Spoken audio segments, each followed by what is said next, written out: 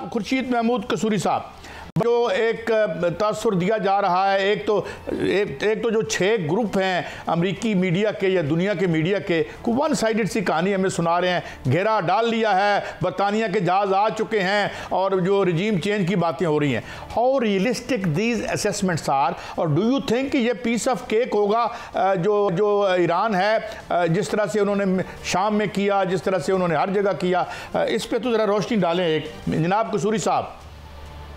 नहीं, शाम की तो कहानी बड़ी मुख्तलिफ है, उसको तो ऐसे कंपैरिजन नहीं की जा सकती। सिविल वॉर वहाँ कई साल दहाइयों तक बल्कि रही है, इसलिए उसका कंपैरिजन नहीं किया जा सकता। जहाँ तक ईरान का ताल्लुक है, देखना यह है कि जंग चलेगी कितनी देर, तब उससे पहले कुछ नतीजा अख्ज़ करना मुश्किल है कि इस जंग का क्या एंड गेम क्या है। दूसरी चीज़, आपने जो रजीम चेंज किया है वो भी बात मैं इसको एड्रेस करूँगा। पहले ये है, ये एंड्योरेंस की अब गेम हो गई है अनफॉर्चुनेटली। कौन किस में स्टेइंग पावर ज़्यादा है। इज़राइल को एडवांटेज है टेक्नोलॉजी का, बहुत भारी एडवांटेज है। नंबर 2, जो उसको बहुत फ़ायदा नज़र आ रहा है अभी हमें, कि वो उनकी एयरफोर्स बहुत सुपीरियर है। ईरान के पास कोई मॉडर्न जहाज़ हैं नहीं, लेकिन उन्होंने कोशिश की ओवर द ईयर्स कि मिसाइल से ये गैप पूरा करें, और ड्रोन्स भी आए हैं। ड्रोन्स निस्बतन सस्ते हैं और मिसाइल उससे महंगे, और जहाज़ तो बहुत ही महंगे हैं। तो एक किस्म का आप कह सकते हैं कि उन्होंने जो स्ट्रैटेजी ईरान ने बनाई थी, एक तो उनको जहाज़ बेचने को शायद वेस्ट से को तैयार ही नहीं था। जो भी उनकी स्ट्रैटेजी थी उसमें उनकी एयरफोर्स अपग्रेड नहीं हुई। अब हमने देखा है पाकिस्तान इंडिया में अल्हम्दुलिल्लाह एयरफोर्स का कलीदी किरदार रहा, लेकिन 2 situations are very different. We are neighbours, they are not neighbours. अब ये जो है एडवांटेज ईरान को है, अब कोशिश वो ये कर रहा है कि इनकी मिसाइल बैटरीज को ख़त्म कर दें। डिपेंड करता है ईरान के पास अंडरग्राउंड कितनी मिसाइल्स हैं, ये कितनी देर इज़राइल की ज़िंदगी हराम कर सकते हैं। चाहे वो 50 मारे और उसमें से सिर्फ 1 या 2 ही निकल जाएं, तो ज़िंदगी तो हराम हो जाएगी, इकोनॉमिक एक्टिविटी ख़त्म हो जाएगी इज़राइल में, क्योंकि आयरन डोम उनका बड़ा इफेक्टिव है। लेकिन ये नहीं है इतना इफेक्टिव कि सारी चीज़ें रोक ले। अगर रोक रहा होता तो नज़र आता, क्योंकि इज़राइल में भी कैजुअल्टीज़ हो रही हैं। ईरान की बदकिस्मती से बहुत ज़्यादा कैजुअल्टीज़ हैं, लेकिन इज़राइल में जो कैजुअल्टीज़ हैं वो उनको ज़्यादा, उनके लिए, क्योंकि छोटा मुल्क है, आबादी छोटी है, उसका असर उतना ही तकरीबन समझें जैसे ईरान में हो रहा है। ये जो आपने पॉइंट उठाया है आयरन डोम वाला, इसी से रहनुमाई चाहूँगा कि ईरान के बारे में यही कहा जाता है कि ईरान पर पाबंदियां थी, उनके टेक्नोलॉजी नहीं है, सब कुछ ये नज़र आ रहा था। लेकिन ये खबरें ये आ रही हैं कि F-35 गिरा दिया गया, वहाँ आयरन डोम जो है उसको फेल कर दिया गया, और जो उनके जो मिसाइल हैं वो बिल्कुल जो है वो वहाँ पर हिट कर रहे हैं अहदाफ को। ईरान ने ये कहाँ से हासिल कर ली इतनी बड़ी टेक्नोलॉजी? और आपको क्या नज़र आ रहा है कि जो इजराइल है वो अमेरिका को इस जंग में खरीदना चाह रहा है, अमेरिका खुद इस जंग में आ जाएगा? जी, मैं इस पे आऊँगा, लेकिन पहले मेरा पॉइंट ये है कि ये एंड्योरेंस की गेम है। अगर ईरान के 2 या 3 मिसाइल भी आयरन डोम को 50 मारे और 2 निकल जाएं, तो इज़राइल की ज़िंदगी हराम हो जाएगी। सवाल ये है कितने दिन, क्या ये 40, 50, 60 दिन खींच सकता है ये ईरान? मेरा ख्याल है खींच तो सकता है। प्रॉब्लम इसमें अब आएगा कि इज़राइल की जो एयरफोर्स है वो बड़े निशाने लगा लगा के उनकी स्ट्रेटेजिक इंस्टॉलेशंस को अटैक कर रही है, उनके रिफाइनरीज को अटैक कर रही है। वो तो कर ही रही है, जो न्यूक्लियर उनकी साइट्स हैं उन पे तो कर रही है। लेकिन उसमें एक बात है कि वो इतनी नहीं डैमेज पहुंचा सकते, क्योंकि जो सारे जो उनका ख़ास तौर पे जो फोर्दो में है वो इतनी अंडरग्राउंड है, इतने उनकी हार्डन्ड उनके साइलोज हैं कि उसमें पेनिट्रेट करना बड़ा मुश्किल है। अगर अमेरिका आ गया इस जंग में तो वो कर सकता है, यानी जो गेम आदि इज़राइल खेल रहा है बाकी अमेरिका मुकम्मल कर सकता है, क्योंकि वो बंकर बस्टर बम्स भी हैं, वो उसके पास वो टेक्नोलॉजी है। क्या अमेरिका इतना आगे जाएगा? अभी तक जो प्रेसिडेंट ट्रंप कह रहे हैं वो एक रोल ज़रूर अदा करना चाह रहे हैं, उन्होंने पाकिस्तान इंडिया का रेफरेंस भी दिया है कि मैं यहाँ भी करना चाहूँगा। अब कई लोग तो समझते हैं कि दोगली गेम है, उनके साथ बात हो रही थी, साथ इसराइल ने हमला कर दिया। अब देखना ही पड़ेगा, तारीख में एकदम तो नहीं पता लगेगा कि ये दोगली गेम थी या इसमें इसराइल ने यह सोचा कि once in a lifetime मौका है कि ईरान को बेदस्तपा कर दिया गया, जहाँ तक उसके एलाइज थे लबनान में और हमास जो था वहाँ, और इसी तरह शाम में भी यही हो गया। इराक़ में उनके इत्तेहादी हैं अभी, लेकिन डिपेंड करता है वो कितनी डैमेज इसराइल को कर सकते हैं या इसराइल इराक़ की हुकूमत कितनी इजाज़त देगी, वो एक दूसरी कहानी है।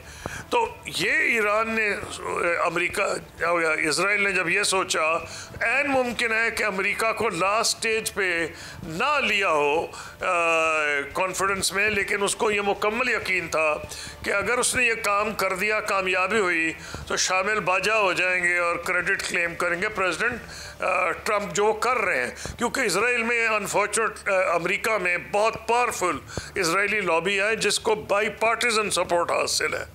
तो ट्रंप ये भी नहीं कर सकते हैं कि टोटली क्रिटिसाइज करे इसराइल को।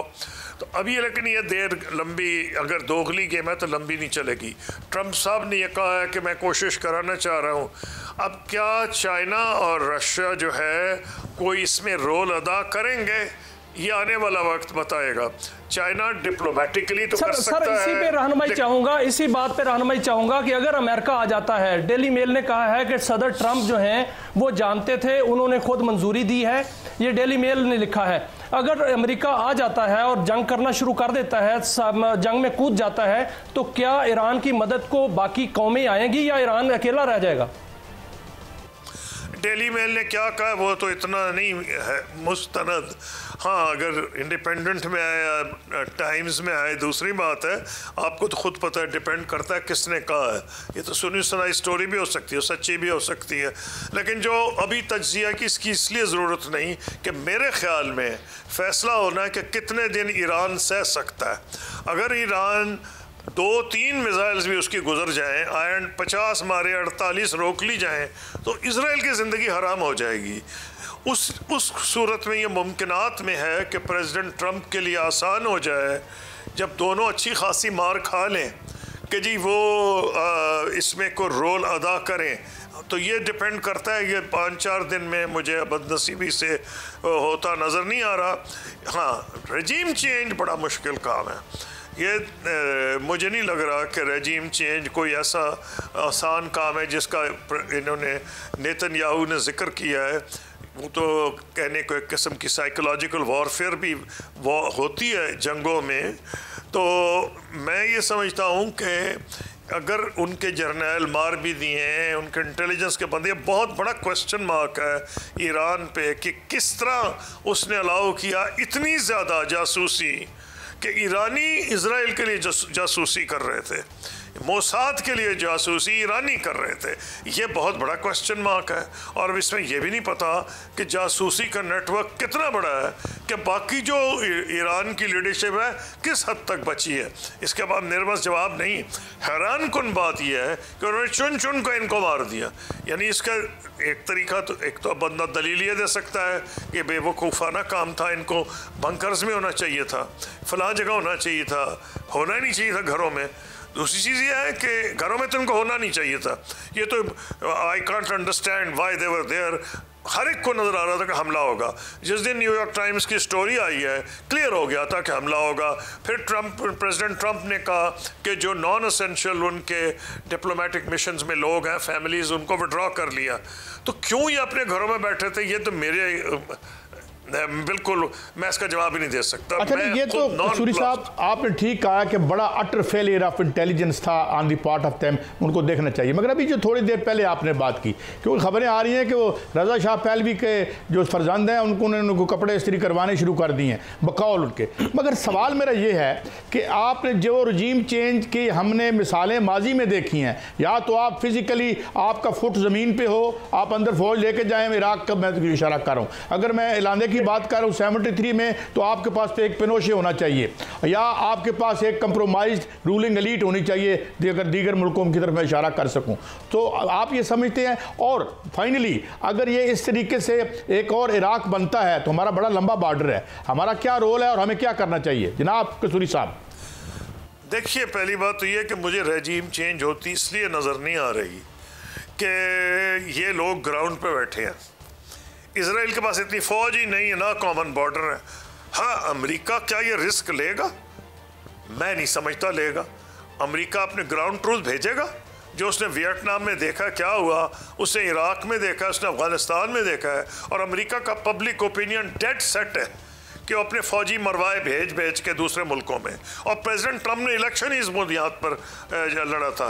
इजराइल की अगर ये कोशिश है कि अमेरिका को खींच ले जंग में, हाँ ये तो हो सकता है कि ईरान को नुकसान है, उसके मिसाइल्स वो रोक लें, लेकिन मैं ये नहीं समझता कि प्रेसिडेंट ट्रंप अपनी फ़ौज भेज देंगे। जब तक फ़ौज नहीं भेजेंगे रेजिम चेंज नहीं हो सकती। उसकी वजह यह है कि लोग ग्राउंड पे बैठे हुए हैं। अगर उनको आपने 10 बंदे मार दिए, 20 और भी मार दें, तो वो जो इस वक्त जो लोग एंट्रेंच्ड हैं, चाहे वो बिजनेस में हैं, चाहे सिविल सर्विस में हैं, फौज में हैं, वो वही हैं जो इस रेजीम के साथी हैं। बंदूकें भी इन्हीं के पास है, चाहे इनके बंदूक इजराइल से कम इनके पास वेपन्स होंगे, लेकिन अपनी पब्लिक की किसी की मजाल नहीं कि कोई बंदा इस वक्त, मुझे नहीं लग रहा कि हुकूमत को उल्टा सके।